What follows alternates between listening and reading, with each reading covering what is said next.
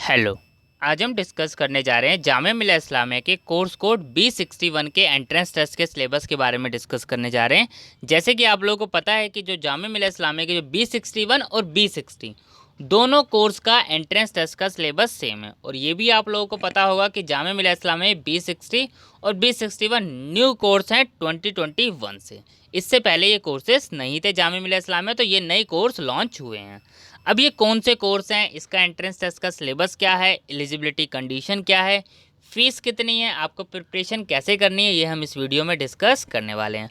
तो मैं आपको एक अगेन क्लियर कर दूं, B60 और B61 दोनों का एंट्रेंस टेस्ट का सिलेबस सेम है, फिर भी मैंने अलग अलग से वीडियोस बना के आप लोगों को अपडेट किया है ताकि आप लोगों को कोई प्रॉब्लम ना आए।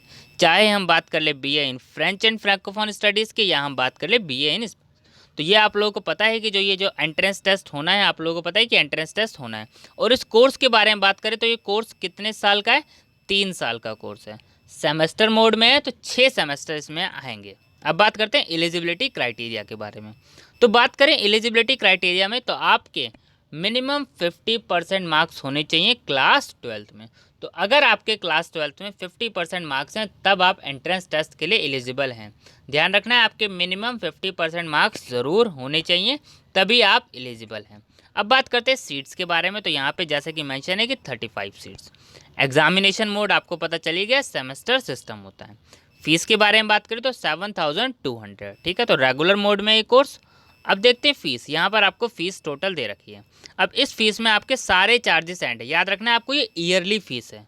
बच्चे कंफ्यूज होते हैं क्या ये मंथली है, नहीं, ईयरली फ़ीस है।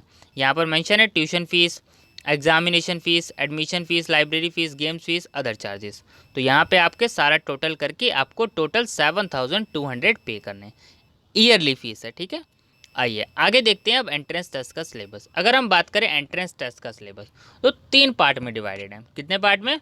3 पार्ट में, part a, part b, part c. और टेस्ट के ड्यूरेशन के बारे में बात करें तो 2 आवर्स। अब बात करते हैं पार्ट ए में। पार्ट ए में देखिए आपसे क्वेश्चन कैसे पूछे जाने वाले हैं, ऑब्जेक्टिव क्वेश्चन पूछे जाने हैं। चाहे पार्ट ए हो, चाहे पार्ट बी हो, चाहे पार्ट सी हो, तीनों में आपके क्वेश्चन इसमें MCQ ही पूछे जाने हैं। अब देखिए objective multiple choice question on general knowledge and world affairs.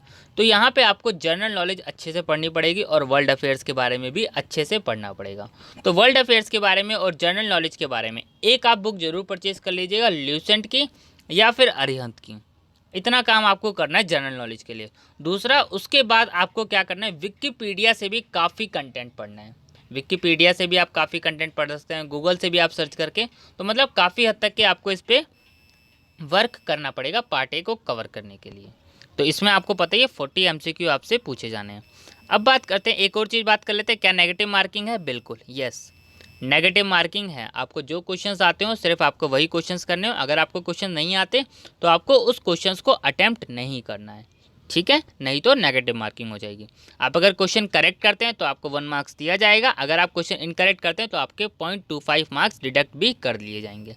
जैसे कि आप लोगों को पता है कि 1/4 नेगेटिव मार्किंग होती है।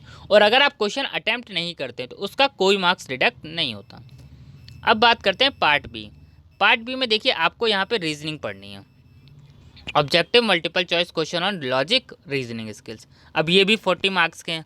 बेस्ट पार्ट रहेगा आप इसको और अच्छे से प्रिपेयर कीजिएगा। देखिए एंट्रेंस टेस्ट का सिलेबस अगर हम बात करें इस कोर्स का काफ़ी इजी है, पर आपको प्रैक्टिस इसमें ज़्यादा करनी है, क्योंकि जैसे कि आप लोगों को पता है कि पास्ट ईयर के कोई पेपर अवेलेबल नहीं है इस कोर्स के। पर फिर भी अगर आप प्रैक्टिस करें तो मैं आपको बता रहा हूँ जिस तरीके से आप प्रैक्टिस करेंगे तो आपका एंट्रेंस टेस्ट ईजिली निकल जाएगा। अब बात आता है लॉजिक रीजनिंग स्किल में आपको क्या क्या चीज़ें पढ़नी है। इसमें आपको रीजनिंग के टॉपिक करने हैं, जैसे आप जो है रीजनिंग में नंबर सीरीज कर लीजिए। अब आप जनरल नॉलेज और रीजनिंग की प्रैक्टिस करना चाहते हैं तो मैं चैनल का लिंक आपको डिस्क्रिप्शन में दे दूंगा, तो आप प्रैक्टिस कर सकते हैं। और वीडियोस अपलोड हैं ऑलरेडी, और भी वीडियोस धीरे धीरे अपलोड हो रही हैं, ठीक है। बाकी आप डायरेक्टली यूट्यूब से सर्च करना चाहें डायरेक्टली सर्च भी कर सकते हैं। जनरल अवेयरनेस फंडा, क्या सर्च करना है आपको? जनरल अवेयरनेस फंडा, ये आप डायरेक्टली सर्च कर सकते हैं। बाकी लिंक आपको डिस्क्रिप्शन में मिल जाएगा, ठीक है। अब रीजनिंग में आपको क्या क्या पढ़ना है, आपको इसमें नंबर सीरीज़ पढ़ लीजिए, 1 वर्ड सब्स्टिट्यूशन पढ़ लीजिए, अरेंजिंग ऑर्डर पढ़ लीजिए, मिसिंग नंबर, एनालॉजीज़, और सबसे इम्पॉर्टेंट एक चीज़, आर्टिफिशियल इंटेलिजेंस के कुछ जो कोड वाले क्वेश्चन हैं आपको वो क्वेश्चन प्रैक्टिस करने हैं। बहुत आसान क्वेश्चन होते हैं आपको जो, तो उस टाइप के क्वेश्चन भी आपको प्रैक्टिस करने हैं। तो इस टाइप से प्रैक्टिस अगर आप करेंगे तो आपका एंट्रेंस टेस्ट ईजिली निकल जाएगा। अब बात आते हैं क्या इसके लिए कोई बुक आप परचेज़ कर सकते हैं। इसके लिए रीजनिंग के लिए बेस्ट बुक रहती है, आप RS अग्रवाल जी की बुक परचेज़ कर सकते हैं, रीजनिंग के लिए बेस्ट बुक है। अब बात करते हैं पार्ट सी। पार्ट सी में आपसे क्वेश्चन पूछे जाने 20। अब ये जो क्वेश्चन है ये MCQ बेस है, चेक रीडिंग कॉम्प्रिहेंशन। अब इसमें आपसे क्वेश्चन पूछे जाने वाले हैं पैसेज टाइप के क्वेश्चन। अब देखिए यहाँ पर क्वेश्चन कैसे आ सकते हैं, दो क्वेश्चन आ सकते हैं आपके पैसेज के। एक पैसेज होगा उसके अंदर 10 MCQ क्वेश्चन होंगे, दूसरा पैसेज होगा उसमें 10 MCQ होंगे।